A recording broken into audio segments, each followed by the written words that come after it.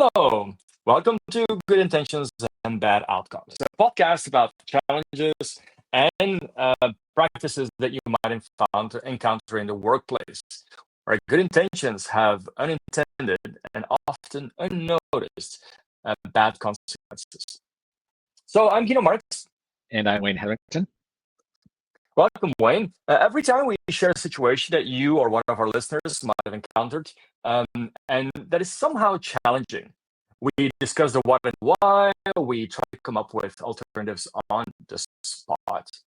So, an organization wants to guide their team to ensure that they work on the right things. And they do this by giving them OKRs and giving them outcomes. And essentially, they're saying, well, you as a team, you have these particular objectives that you need to accomplish, whether it's in the next year or the next quarter. Have you encountered that Yeah, before, Wayne? I've seen that quite a few times. It's a fairly common practice, I would think, that Mhm. goals are set for people. And don't get me wrong, goal setting is an essential activity. Yeah. Yeah, you have to set goals, right?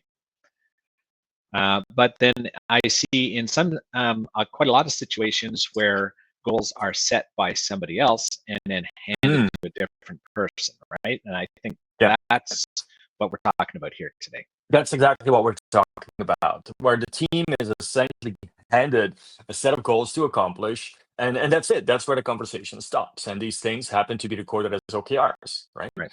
So the intent is clear, and I think that the intent is good as well. It's you want to give your team some guidance so that what they're working on is aligned with the business objectives and the things that we want to focus on as an organization. Where does it go wrong, though? What can you see? What can you see in this particular environment situation that might be challenging in some way? Yeah. It's interesting you mentioned that because I think this situation is very similar to another situation that I've seen that teams and people have often complained about is when somebody else does an estimate for them Mm. and then tells them what their estimate should be. I thought, we could do this in 2 weeks. So here, go build this thing in 2 weeks. And then you're thinking, well, there's no possible way this could happen. Right, It's just, right. right. It's just an extension of the same kind of thing where somebody else is coming up with an idea, a goal, an objective, and then farms that for you and then hands it to you as though they expect it to be your goal. They're handing it to you as Right. your goal. And And that's the that's really problem. where it goes wrong. I was just about Yeah. to say, it's a good point actually that you are comparing this to getting estimates, even though I think that the majority of people, when they're talking about this briefly, would understand. Yeah, if I have never been involved in the estimation, so how can I be held accountable to this particular estimate that comes from somebody else? Right. They might know, or they know everything I do not know, right? That's possible too. So I want to be involved in this process. It's a little bit more subtle, and I think people wouldn't see it as Mm. the same issue, but it is absolutely true. It's the same challenges are happening. So what is really going on there is that you have no say in what those outcomes are. And as a result, you can't really, you won't really feel accountable to them. Yeah, you will do whatever you can do. You might need to cut some corners and whatnot. You might work towards that objective as best as you can, but meeting it, well, that seems to be a little bit of a different challenge. So the direction is Yeah. still there. That part is going to be valuable, but at the same time, you're kind of taking the ownership away from the team, right? And it's also not how OKRs are supposed to be designed, right? So this is again taking a tool out of context and trying to apply it so that it fits within the narrative that you already have. That leadership needs to set goals for the teams. Now, what are OKRs instead, Wayne, and how can we kind of fix this? Right. So OKRs are meant to be a goal setting framework so that you can have goals and you can provide direction. So it's for your goals. It's just who sets the goals for whom and who works on them. So Mhm. the idea in the OKR framework is that we set our own goals for ourselves, whether we're managers or we're team members. or somebody else, maybe even the CEO of the company has a goal, but the CEO would set the goal for himself or herself and then invite everybody that's working along with him or her to set their goals to support the top level goals. And you'll get Yeah.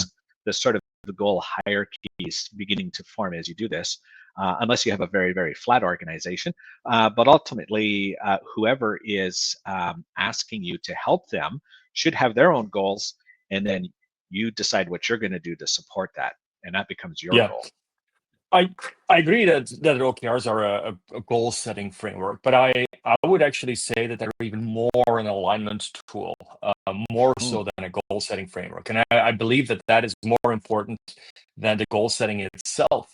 And that's exactly what you're trying to achieve, right? By, as you said, if a CEO um, explains and communicates what their objectives are, and then explains as well what he needs from the organization in order to meet their own objectives, or what they need from the organization in order to meet their own objectives.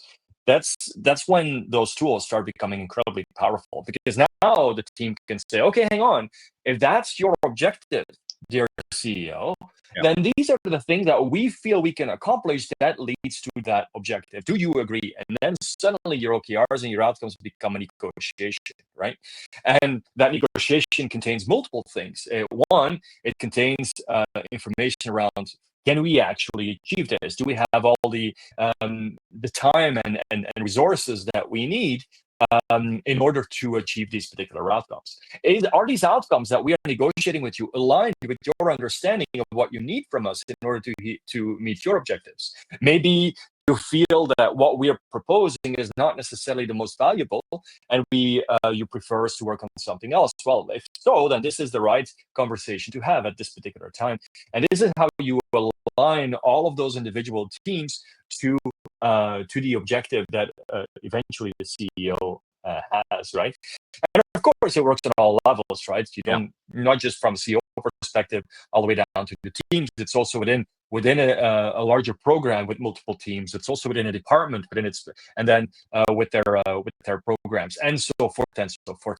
So there's a full hierarchy that you can use to ladder up those OKRs all the way to the top. But the main thing here, and so to actually help with that alignment, as opposed to like, yeah, you just tell me what I need to do, and I better interpret it correctly in mm, the first place. So you take away that yeah, conversation in the first place, and at the same yeah, time, I also have absolutely no insight or no contribution to what that might be.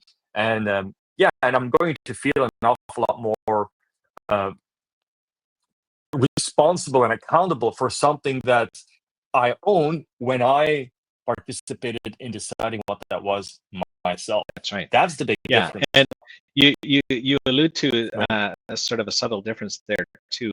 We tend to take more accountability and responsibility for things that we can influence and we have some control over. So if a manager has handed an objective or an OKR to a team or an employee, but hasn't given them the resources, or they don't feel like they can actually action any of that Yeah, stuff to make that goal happen, then they're beat before they even start.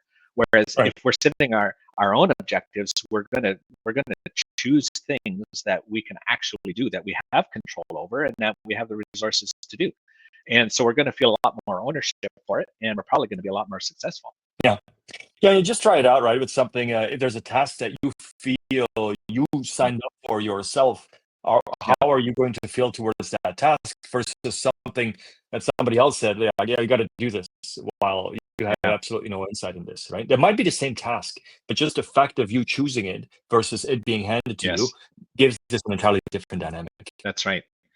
Yeah, I remember in John Doerr's book, there's a pretty good example of a sports team, and the general manager, of course, wants to be successful, have a successful sports team, but he's got a whole series of coaches that work with the players to actually win games, Mhm. and then he's got a whole other team that has marketing and sales, and they're selling tickets, they're making the organization profitable. Without those two halves, you don't have a successful That's right. organization. But the the marketers have absolutely no influence over how the game is played, and the coaches can't sell tickets. They're two completely different things. It's a nice way to think about it, right? That's right. Okay, fantastic. Okay, so that's it for today. I hope you enjoyed the conversation. I certainly did. If you have a situation at work in the past or even right now that you feel has unintended bad outcomes, just let us know. We might discuss it in one of our future episodes. Thank you, Wayne. See you next time. Thanks,